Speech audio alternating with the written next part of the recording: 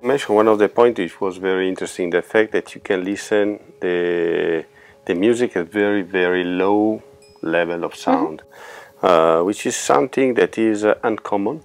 Most of speakers need a certain power to propose this plenitude of the sound. Yes, I confirm when we listen to, I just mentioned it a bit at the beginning, we can listen at very low volume anywhere in the room. And this is, I have customer friends that uses Manger, and they, during the work, so they have their studio and desk on one side of the room, the speaker are completely on the other side, and they still say, well, it's perfect. It's not kind of making a sonorization of the room. It's really listening to the music, and even if low volume, you still have the image, you still have everything, and you enjoy, because during the war you cannot have really the pressure that you would like to get, and it sounds basically 12 hours per day. I remember it was good. That's something in when we met, my daughter was, I think, 1 or 2 years old, kind of. And only with the Manger speaker I can leave the chain on 24 hours a day. With any other speaker, she was crying. Crazy, but it's a baby. It's another talk that was very interesting. It's, so, what do you think it will be your next project? I could already explain it why it's like this, but then we have to go deep. But it's about the hearing perception, and small children react much more on noises or annoying noises in a different way.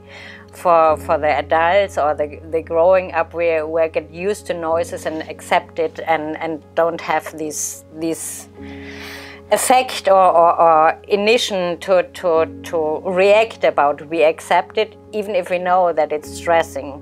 So what we probably do is that we turn down the volume, but a baby is just can cry and because he has the feel, or the reaction of the body is that it's something what it's not good for me.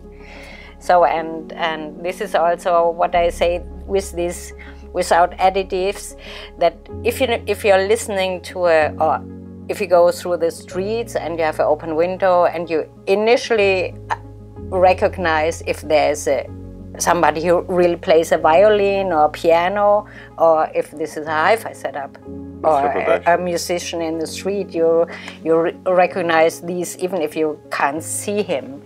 So this is all about transience, and my father started very early to go deep into the understanding of the human physiology, and it's very impressive. It's much more impressive than the eyes and the visual sense, and it's more important, and it's open 24 hours. This is also something what it's different to our eyes, so take care on our ears. Yeah, it is true, because this famous noise that I was saying before, you can hear and you know where it's located precisely. Absolutely.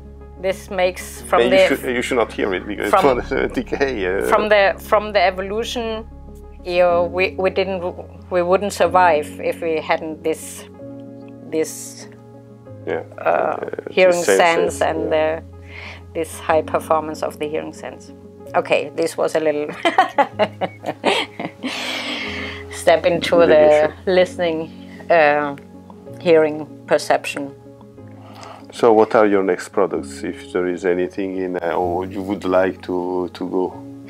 Actually, at the moment, I honestly have to say there are no new plans for new products. Something what is, I already announced it, and you also made the experience during last year, the end of last year until spring. I made some improvements on the Manger driver itself, because about its complexity and these special parts, there was still some room for improvement, so we made some improvements on the magnet system itself, so they get out a faster rise time and some damping behavior, because there was not some really perfect matching absorption in the center, because I just show it to make the people understanding. We have the waves run to the center, and in the center it needs to be absorbed, so otherwise you have like a stone and the waves go back from the inner to the outer. So we also have the absorption in the center, because it's always the ends are the problems in wave traveling or termination. So we have in the center here a connector, it's an absorber, and I improve this, and it makes less distortion, which reflections always have. The waves travel into the center, and when you have more reflections, they go to the outer, and this you can measure it, especially you can measure it with higher distortion. And but the clearance, and this makes me also amazing about the perception, the measuring thing is one thing, but the improvement in the sound performance was for me also amazing, because the contours and the instruments and the voices, everything become even more clear. It was, I would say, it was very good in comparison to other speakers. In this case, also Manger was always unique, but there is still an improvement and another step forward. So at the moment, this was my last work on the driver, and we offer this as an upgrade for customers, and like we do repair service since decades. This is also something what people appreciate when they buy a device or a speaker or a high-end equipment. They really appreciate a long-term customer service what we offer since decades. And this is something what we are offering as an upgrade. So also on speakers which are now, I think the set model is already in the market since about 10 years now. If we are doing upgrades, customers can always upgrade their own speakers at our place. This is something but for me it's important to give a good feeling to the customer when he decides for the Manger speakers, not only by the sound but also for the service also after years. Yeah, exactly. So there are still a lot of people who don't know the Manger driver, so probably they take the choice to come to Armando's place to get to know Manger driver. I think he will be in good hands at his place, because he makes his job with passion and profession. I hope so. Yes, I would say this. So it's it's a passion. Yeah, it's really a passion. It is something that I took over 20 years ago, and I was coming from a different world. So I was I came from informatics. I was in computer, and then I started to work for IBM and Apple, and then moving to semiconductor industry, where I spent 20 years, beginning as technician, field service engineer, traveling around, and manager, and then business operation. And then semiconductor market went down, and either they told me, you have the choice, US or China. Where do you want to go? So I stay at home. Actually, I wanted to go, but it was my wife that said, you have a daughter which is 1 year old, you stay at home. Okay, and so to reinvent myself, I say, why do of my passion work, and that's how it started with Hifi. And the very first, it was manga. The very first, even before I started already. And since from there, it's for me the reference in terms of sound reproduction. It's then this question of you like it or not, but I think people, if they give them the times to listen to and really to discover the product in all the, how to say, all the aspects, they found something that is unique. It's as I said, you can listen at very low volume from anywhere in the room. It's everything is precise. Then you have this natural sound, very coherent, in which there is only one.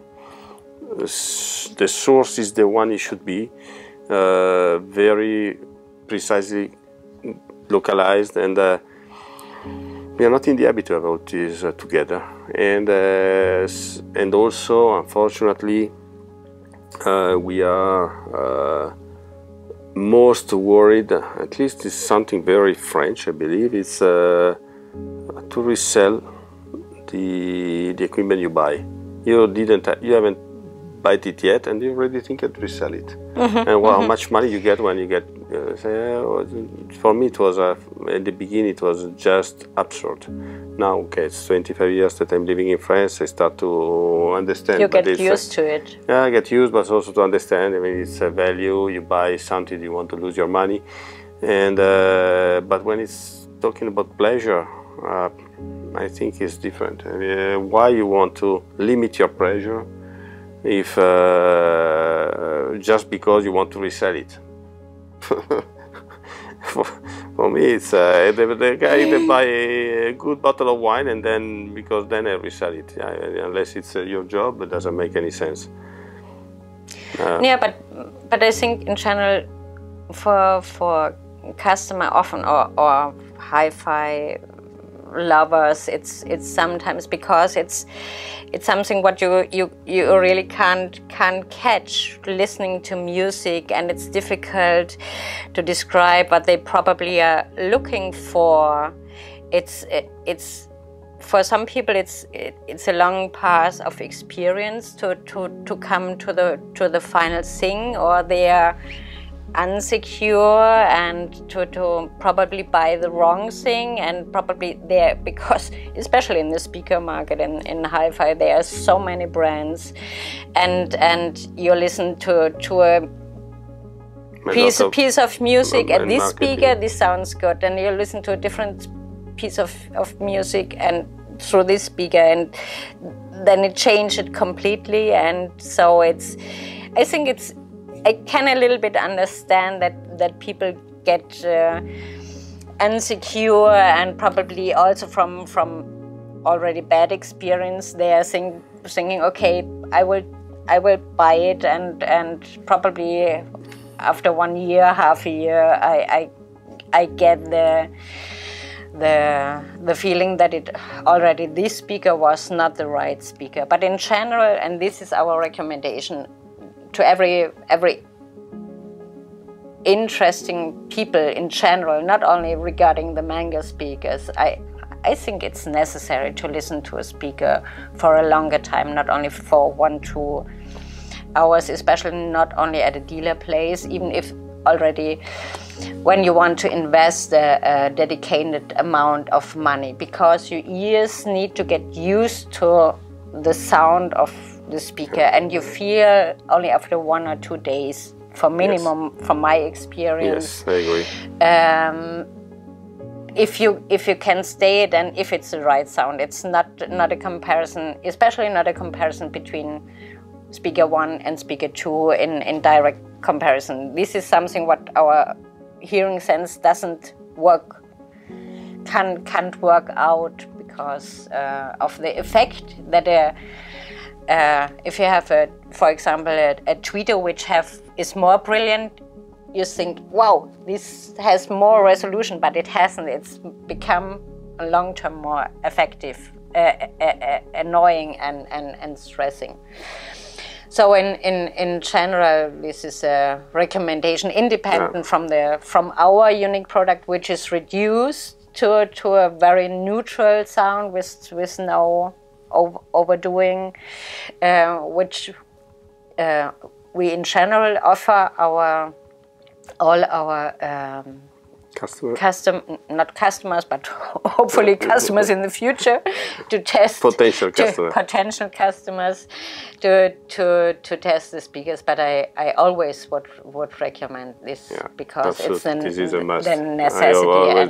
You have to go home with the speaker, with the material, and test it in your ambient, with your acoustic, with everything, and then take the time, and then you will see that then.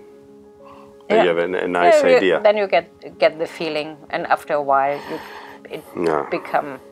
And also, it is true that not everybody has the. I mean, the knowledge of the real sound is kind of maybe not correct to say. My family, I am the black. Sheep of the family. Because I'm the only one that doesn't play music. Okay. But it's in my family everybody has play instruments, and but I grow in the middle of violins, of piano, guitar, and so on, and classic guitar, classic everything. And I'm from Cremona. Cremona is the city of the violins. And yes, I'm sensitive to violins. I like them, and it's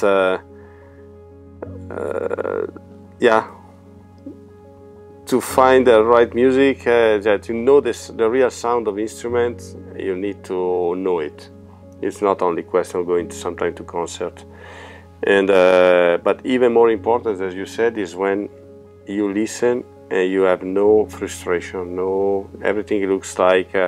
Easy, and after a long time you're listening to, you say, I'm still okay. It means that basically your brain didn't have to make any effort to understand the sound, and this is how you measure the fact that the distortion is low and the sound is natural. If you have a feeling of more relaxed and laid back, and don't become kind of the body gets a little bit nervous. In a way nervous, or get the feeling that it's something what it's not right.